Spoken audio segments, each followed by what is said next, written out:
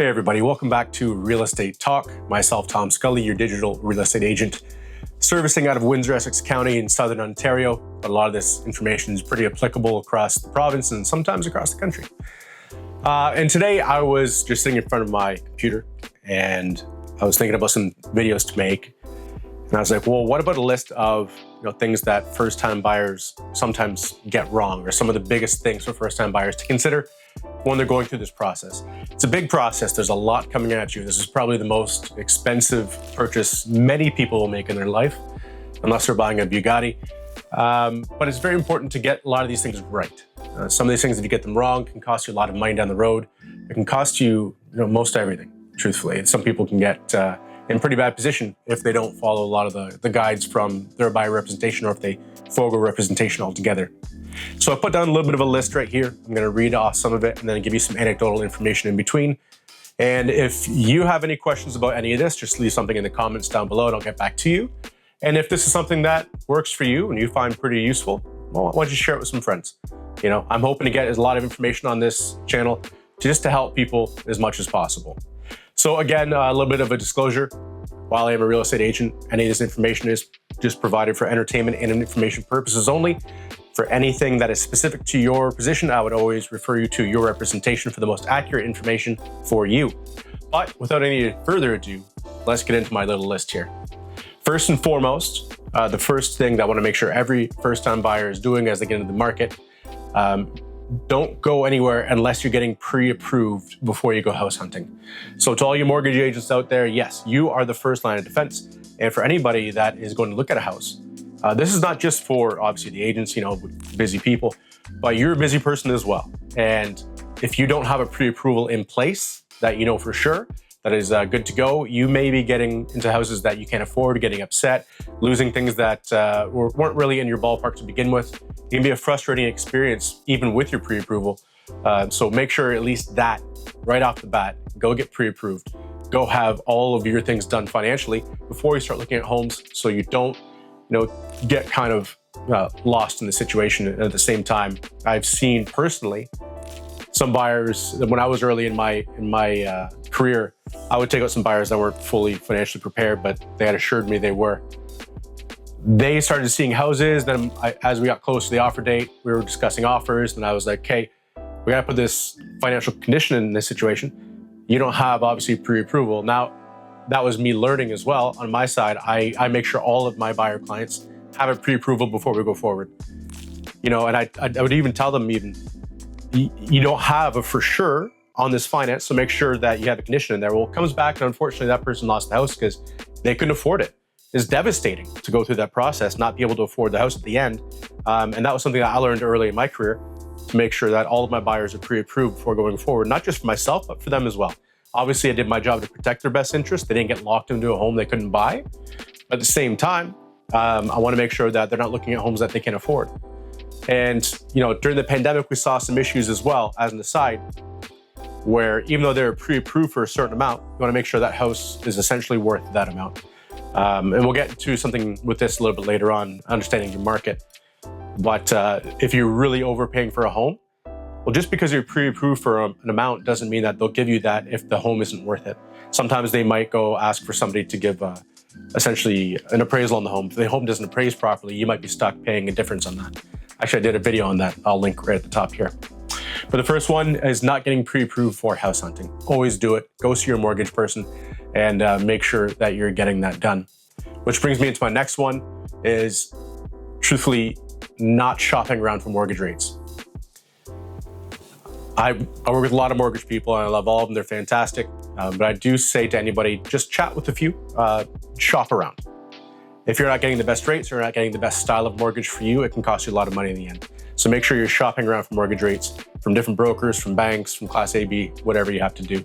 But definitely shop around and try to get the best rate and the best type of mortgage that fits you going forward.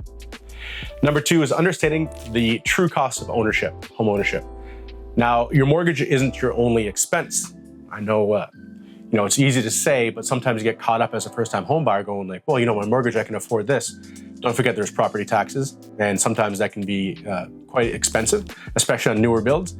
Or if you're pre-purchasing a home, that property taxes aren't essentially assessed until the home is finished. Insurance is a big piece. You know, depending on the style of home, if you have a waterfront property, there's going to be different insurance things. If you have a place that has flooded, there's a lot of things that go into insurance. Home maintenance, obviously utilities, they all add up. Everything adds up. The cost of home ownership isn't simply your mortgage. So make sure you go through and create a spreadsheet, create worst case scenarios, hopefully, for your financials on a monthly basis. And you need to be able to afford that and hopefully have a little bit of breathing room. First-time buyers often kind of skip that portion and they start realizing that the cost of home ownership is quite a bit more than they initially anticipated.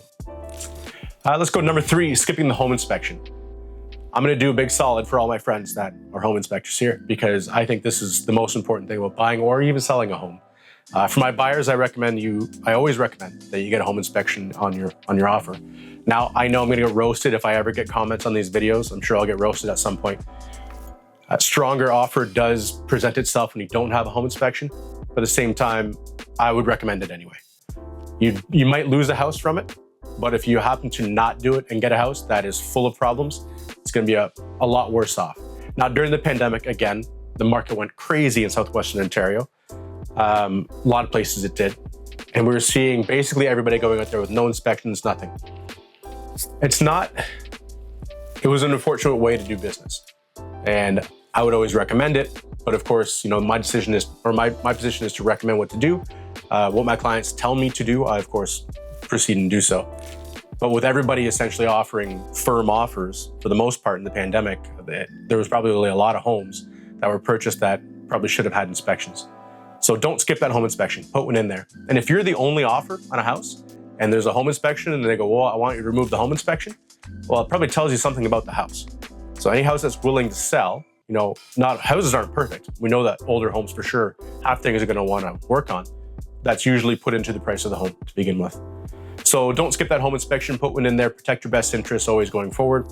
And especially as a first-time home buyer, you're going to learn a lot through that inspection. Number 4 is a pretty big one. Not understanding closing costs. So when you're going to buy the home, of course, you have your mortgage, you have your deposit on your mortgage, you have your deposit on the offer, which is different than the deposit on the mortgage. But then you have overall closing costs. And it does vary, even in Ontario it varies. So you have different closing costs outside in general Ontario than you do in the GTA. So Toronto has different closing costs than we do, basically because of the land transfer tax, that's a little bit different. But let's just take the average price of a home in Windsor-Essex County. And right now it's mid-March right now. And I think the average housing price is around $560,000. So with the average cost in Windsor-Essex right now, if you had 20% down, you're still looking at around $5,500 to $6,500 on your closing costs. That's lawyers' fees, land transfer tax, a bunch of different things in there. That's including maybe a home inspection. And it's going to really vary depending on your choice of lawyer and if you do have inspections that you want to process. Now, if that's with 20% down, I say that importantly because if you decide to have less than 20% down, you're going to be paying a CMHC, which is basically the Canadian Mortgage Insurance Corporation. It's an extra fee that would be an insurance premium tacked onto the closing costs. And at that price point, because it varies depending on the cost of the house, you're looking at about $1,200 on top of that if you want to pay less than 20% down. If you pay 20% or more, then you get to forego the CMHC closing cost additional fee, which will obviously save you money. But then at $56,000 or $560,000 for a house, 20% down is quite a bit. You're well over $100,000 at that point.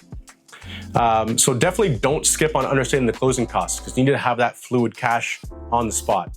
So let's again, $560,000, save yourself if you're a first-time buyer in particular, between $5,500 to $6,500, depending on your cost of your lawyers. Now, if you're not a first-time home buyer, tack on quite a bit more because obviously I'm taking into consideration the government rebates on first-time home buyers for land transfer tax. So if you're a first-time buyer, it's a little bit cheaper. If you're not a first-time buyer, it's going to be quite a bit more expensive with land transfer tax fees. Another thing with talking about mortgages, another big thing to consider, say you did get pre-approved, and I'm going to tell you right now, and every agent should tell you hopefully right now, you're looking for houses, everything is going well. Do not buy anything that requires a credit check or a loan. No big purchases, no big furniture purchases, even if it's 0% for 20 years. I don't care, don't do it. Not right now anyway, unless you have incredibly good rates. Just don't do it, okay? Good rule of thumb. The reason being, if you do have any new debt that comes onto you, any lender's gonna check your credit until closing. So your credit's gonna be fluid, and then if you don't meet the requirements through your debt service ratio, you might not be able to close on the house with the current financing.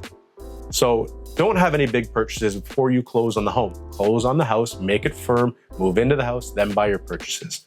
Don't buy it before, or else you may be in for a bit of a surprise. A big piece for first-time home buyers: don't let your emotions control the decision. It is an emotional decision, but you have to try to check that a bit. I have a lot of first-time home buyers that I've worked with, where you go into the place, it looks Instagram ready, everybody's happy, and then you get your emotions in there. I love it. I can feel myself in here. You can lead, you're already essentially moved in your head. Well, what happens? Sometimes you don't get that house, and it's heartbreaking. Other times, you may lead to overpaying if you really just all of a sudden fell in love with a home that you can see yourself in. You can ignore a lot of red flags, and I have a really good example on this. With the market going where it went down here in southwestern Ontario, like absolutely skyrocketed in the early 2020s, we saw a lot of the flipping culture coming in. And there's nothing wrong with a good flip if someone does excellent work. But that wasn't always the case. It still isn't always the case. So sometimes we were seeing homes that looked great, and then I can start seeing a few things. Then I'm like, and you need, well, as I always say, you always need an inspection. But you're gonna start ignoring some of those red flags that you can see immediately. Maybe you can see that Bob the builder did the work himself or herself. A few things are a little bit missed. Electrical is a little bit sketchy. Some things don't line up. You start looking at these red flags, start looking past them because it's pretty tile, it's pretty granite, it's nicely painted, it's beautifully staged. Do not let your emotions get in the way. Make sure you pay attention to those red flags. It still might be a great place. Get that inspection, but don't let it lead you. Keep those emotions at bay until you get the house. So many things happen from the first house you see to hopefully the house you buy.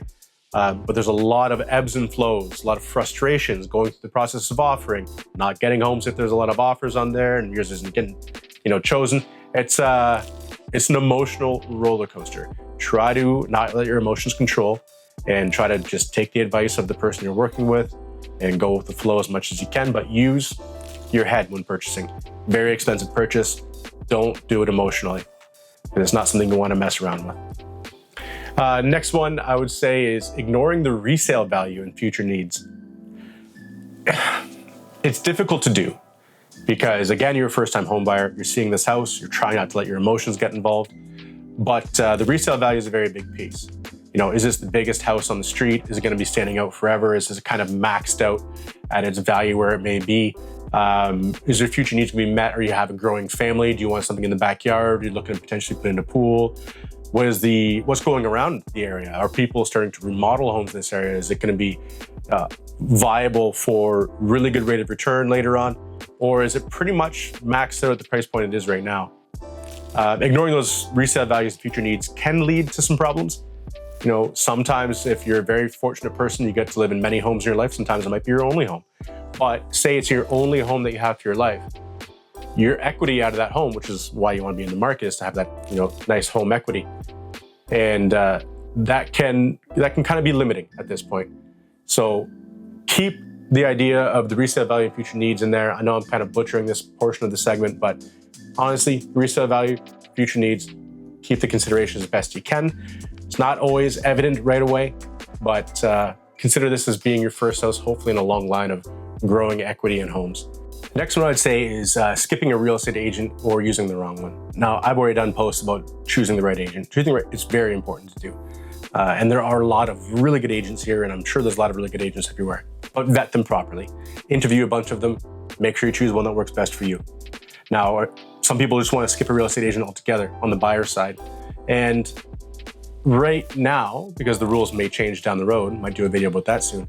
But right now, for almost 99.9% of the matrix listings, or what we call as the standard realtor MLS listings, you're not likely to have to pay for your buyer representation.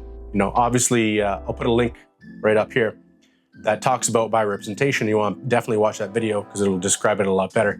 But most of the listings are already taking care of the representation payment through that. So don't skip a real estate agent on the buyer side. It's very important. Our job as buyer representation agents are to advocate for you, protect your best interests, and try to steer you in the right direction through this home buying process. Especially as a new buyer, I think it's very important to do.